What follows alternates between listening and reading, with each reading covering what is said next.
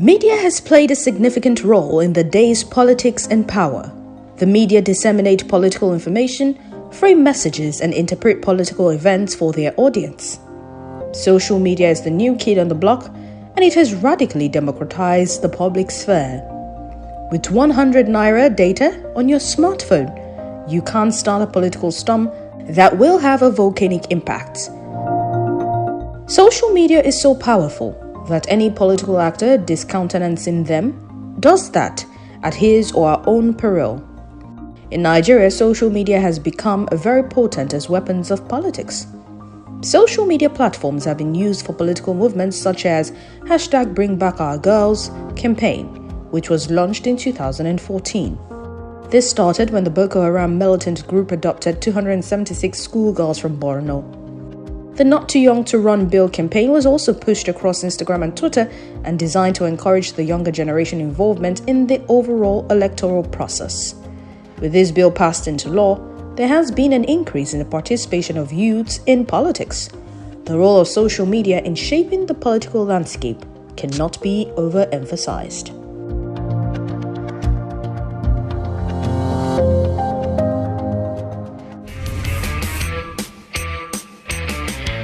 Over the years, we've seen the great impact of social media, but of course, with its positive, it comes with negative effects as well. We've seen so many become stars through social media, and of course, some become political leaders through social media. But it doesn't change the fact that some have also been victims of bullying of this same social media. Now, how powerful is this thing called social media? You're about to find out. My name is David, and I welcome you to another episode of Public Announcement. And of course, I do not do this on my own. I always have a guest who would shed more light on today's topic. But that would happen after this break. I'll be right back. Ara, it's Made Kuti, and I just want to inform all of you and to say, vote, not fight. Election will be war. Come out and vote. It's your right, it's your responsibility. Because that's the single most important thing you can do to affect the outcomes. Don't stay at home. Make sure you come out and make sure you vote. This time, we need to do it and do it right. It is your civic responsibility to choose your leaders. Vote. Vote. Vote, not fight. because election will be war.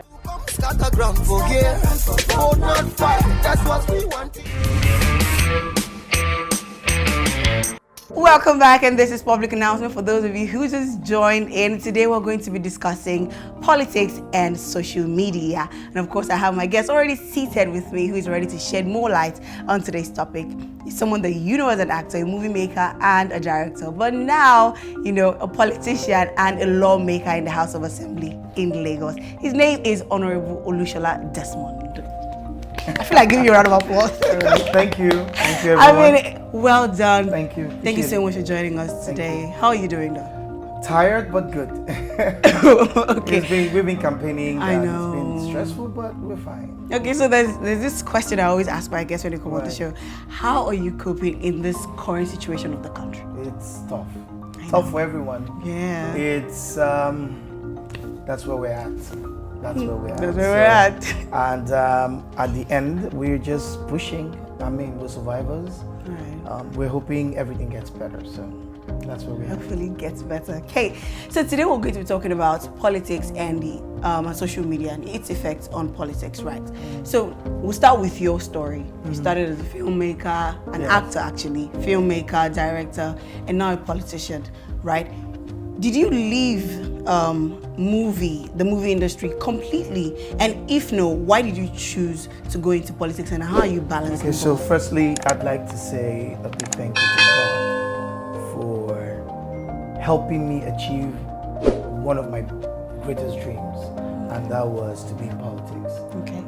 It's a dream I've always had right from the MKO days, which was mid-90s.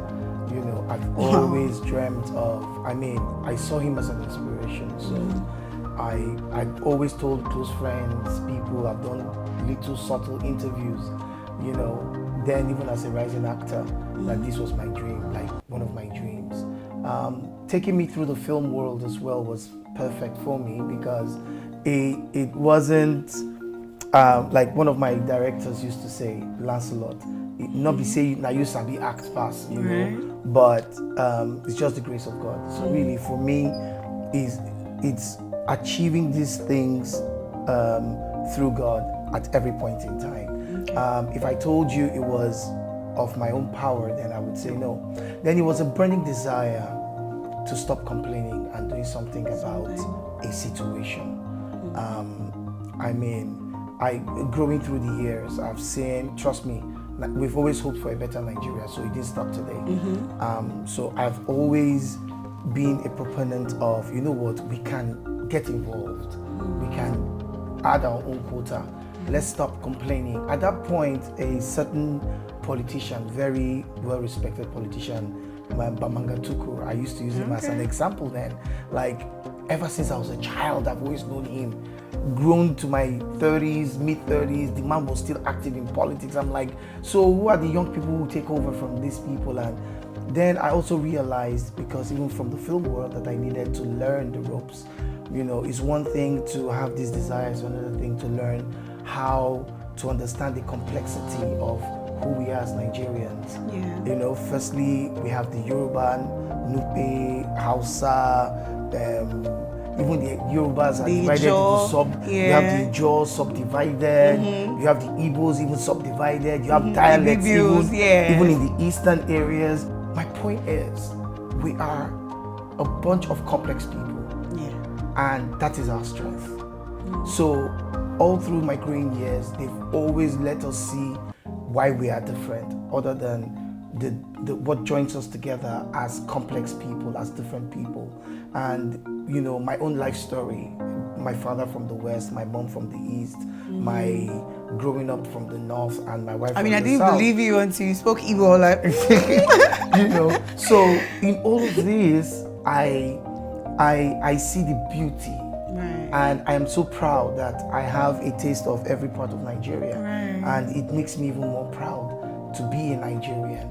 And unfortunately, that's not the narrative. Not that we are not proud of who we are as Nigerians, but we are disappointed at how, unfortunately, those who lead us are not, quote and unquote, smart as individuals together, or you know. So collectively, we are not looking as smart as individuals, you know, as we are individually. So to speak, you can have individual, very rich, well-to-do people, but collectively as a nation, you say we are poor. So that's the idea. So it was born out of the fact that I needed to add my own quota. Trust me, if it's innate, you won't be able to sleep. You will have sleepless nights because you feel activities are going on there and you have to get yourself involved. So that's how it was for me. Sometimes I drive, or when I'm on the road, I'm like, why me? What the hell? Come on.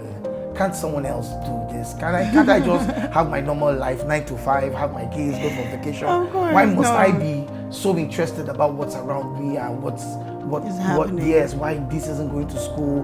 Why? So I just feel that that's how God wants it to be. So who am I? Okay. There was, you know, during the NSAS protest, there was one time they were trying to push this anti-social media bill in the House of Assembly, and there was a lot of criticism back and forth. Federal House of Assembly. Okay. So there was a lot of, you know, criticisms back and forth on social media, but being a young person, right, who also used this tool at the time to also get into the House, do you think politicians or even young people can use this medium, and in what ways can they use this medium, you know, to become leaders in the political space? Okay, so presently, I'm sure every Nigerian and every politician has seen the strength of social media. Right.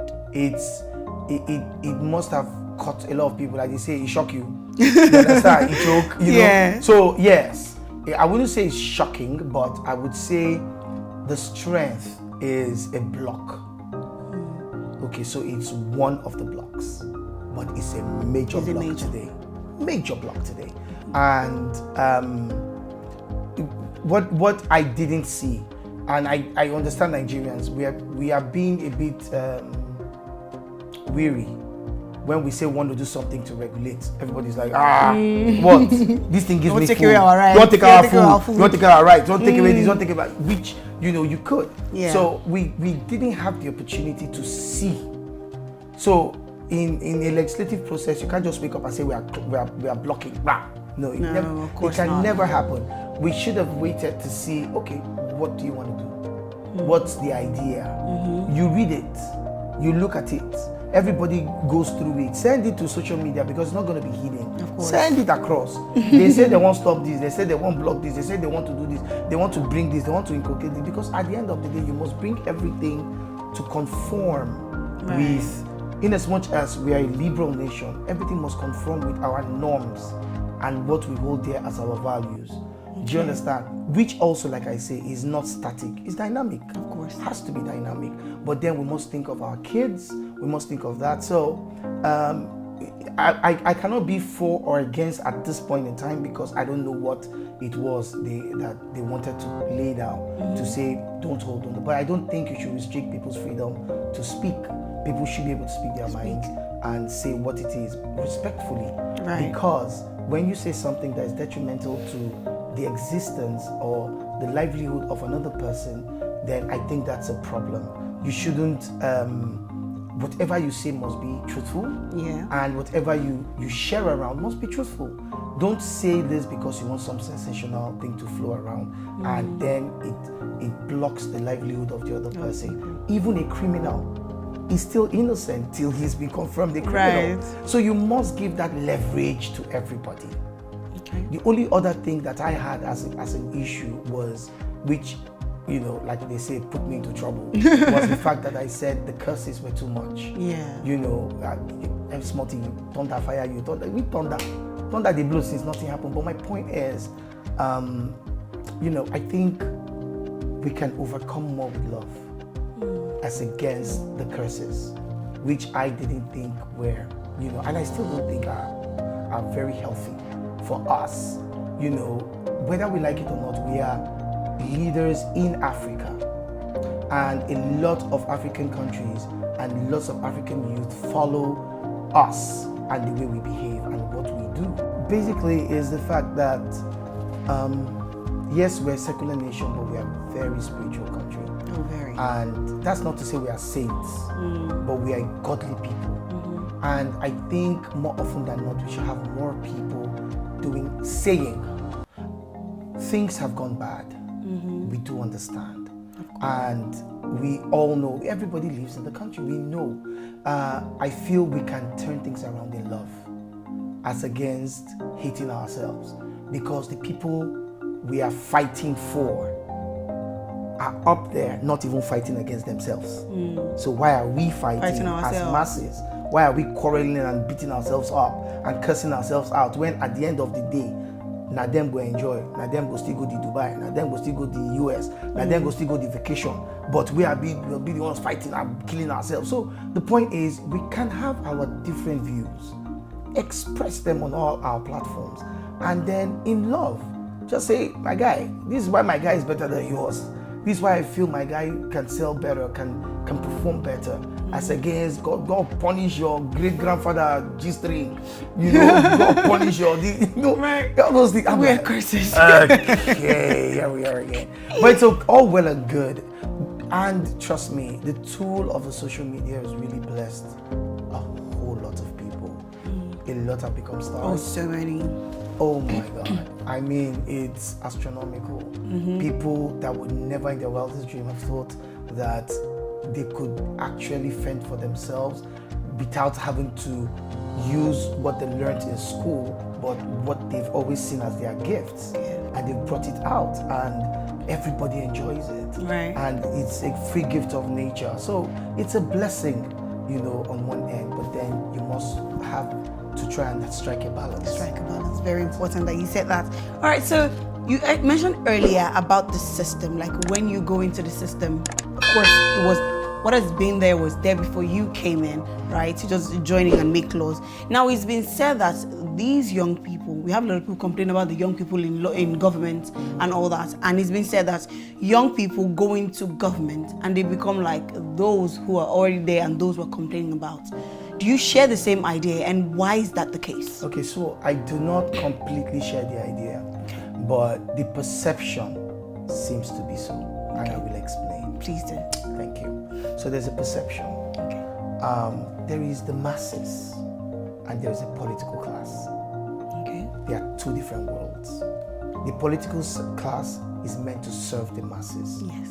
So unfortunately for us in this country, we have a huge disconnect between the masses and the political class, irrespective of party affiliation. I'm not talking about GGA, WWC, AGE. No, I'm talking about the political class. It doesn't matter who you are. There's a total disconnect. There's a lack of major trust between government and people. And it's so unfortunate and so sad that even the hard work that some politicians put into making things happen are not seen because people simply don't trust government. Nigerians don't trust government. It doesn't matter which government comes today. You are happy it comes in the next 6 months. You're already tired and you're upset. But don't you think this unmet this distrust is as a result of unmet expectations? Okay, so once I agree with you. That's why government in itself must be truthful. You must let people know that we are in dire straits. You must let people know that the situation we are at is not a quick fix. You must let people know that we are diverse. That you're in the West does not mean it's only you in the West. You're in the East, South, North. We are diverse and everybody wants a cake or a piece of that cake, of that national cake. So there is pressure. Just mistakenly not even put a slot from a particular zone. So the zone may not be the best candidate, but because you have to carry them along, you have to take the next best thing. Do you understand? So all of this, now that person might underperform in that government. So it's not, we're not like the Norwegians where is Norway, Scandinavian country where is one language. Just one language. We have diverse languages. We have different interests, and how we came together to become Nigeria is different. What the British man did in Yoruba land is different from what he did in Igbo land, different from what he did in Hausa land, to make sure that we all came together over their own selfish interest.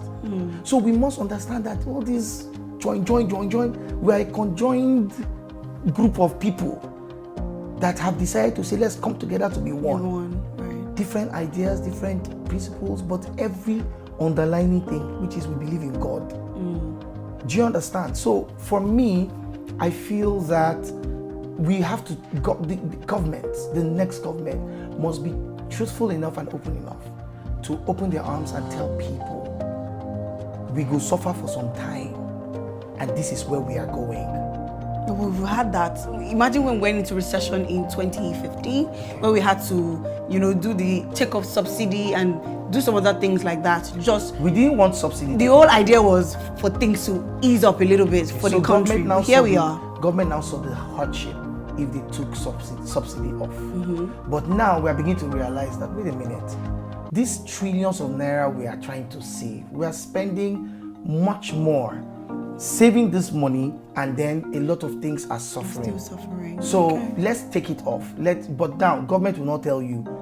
We will not. Let me say, I'm government. We will not tell you. This is how as we are taking it off. Una go suffer. Una go hear win. Do you understand? Okay. In the hearing of the win, these are the things you would expect, and we'll be open enough to tell you these are where we are putting the monies into. We are making education better.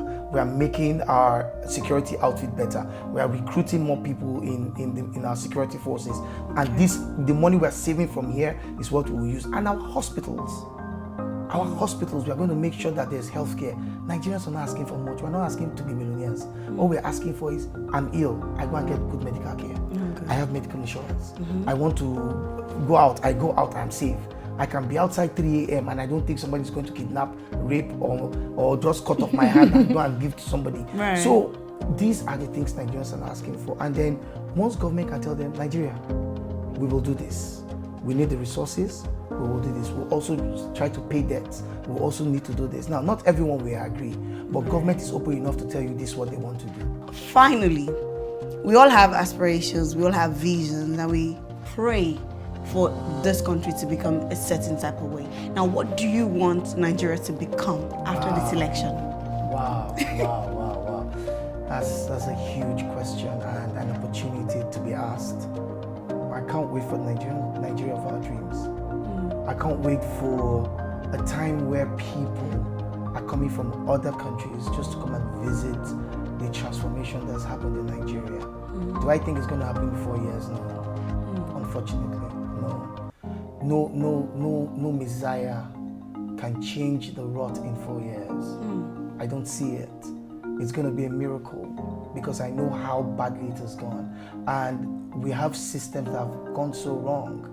And which is one of the things I feel that my candidate, who I'm actually pushing, is different, is the fact that we need to first and foremost get all states and regions empowered. We need to decentralize the center. Decentralize means we must devolve power back to regions and states. States must now be able to, because they are closer to the grassroots. Local governments are closer to the grassroots. They must now start building from ground up and not from up down like we have today. We should be able to say, what can Lagos give? What can Ogun? What can Benue? Oh my God, look at Benue. Benue is, there is no plant that does not grow in that climate. It's a beautiful place. There is nothing that cannot grow in Benue. There is nothing that cannot grow on the plateau. I'm talking of exotic fruits in the plateau, Wasi, Shandam, Pangshin. I'm talking about the Bokos, the Idoma areas, all of those areas. They are beautiful for plantation. Why can't we note these people? So government at the center encourages and pushes development in those states. Every state, Zamfara has gold. Gold. This is gold that we are importing. So they have these things. There's oil now in Bauchi. So you have all these rich resources in these states, and everybody's packing everything to the center. Give these people these things. Let them empower them. Let them now pay to the center. So it's not center collecting and giving them. So let all these states and regions grow. Let them grow. So you don't want English. Then if your state is not growing and you find out, you know that it's the leadership in that state. Give them their police system. You have your federal system. So that's why it becomes a federation. It becomes a federation. Right now, that's not what we're practicing. You know, they call it restructuring, they call it this. Those are big English. In its little terms, in little English, that's what he's saying. That let devolve power back to the states and regions. Let them grow. You see that the East now will have their own states and also have their regional growth. What makes them together? What brings them in common? What makes them common? And people now, it becomes the United States of Nigeria. So that's what I am hoping for. And like I said, it can be done in 4 years. Most importantly is orientation. Who we are as a people, who we are as Nigerians. Everybody is disenfranchised today. We have to, it's gonna take time to tell them I am Nigerian and I am proud. And trust me, Nigeria, they carry last for anything. At all. So how we're gonna build it is together. Leaving it them, oh them, not them. And that's what we are seeing today. Everybody's talking about it. Oh, you're right, your PVC or this. Oh yes. Guess what? Our major problem is not the PVC now. It's what happens immediately you swear in the next president. We all now go back to sleep. 3.5 years later, we will now pick PVC again. No, that's not how to build a nation. How you build a nation is from the get-go. You start to build the moment the president reads his oath of office. And you begin to look, and you begin to say, okay, guys, once they start doing membership of parties, start pushing yourself into those parties. Push yourself, go in. I'm not stopping you from having your phone. Enter and get interested. So that at the time they need you. They will say, oh, this is our member, let's try him. Now small young boy, now small young girl, let's try him, let's see. Because you're already having a voice. So that's the plan, and for me, I can't wait to see that Nigeria of my dreams. Honestly, all right. We all cannot wait to see Nigeria that is beautiful and it's very comfortable and a very safe place for all of us. It will be to live in. Very It is already by the grace of God. By the grace of God, of course, it will definitely happen. All right. At this point, we get to wrap it up on public announcement. Thank you so much for sticking with us today on the show. And now that you've heard, change doesn't just start with the government; it starts with you and I. So go out there and be the change that you want to see. I'll see you on another episode of Public Announcements. Bye for now. Ara, it's Made Kuti, And I just want to inform all of you and to say, Vote, not fight. Election no be war. Come out and vote. It's your right, it's your responsibility. Because that's the single most important thing you can do to affect the outcomes. Don't stay at home. Make sure you come out and make sure you vote. This time, we need to do it and do it right. It is your civic responsibility to choose your leaders. Vote. Vote. Vote. Not fight. Because election no be war. Start a ground for here. Vote, not fight. That's what we want.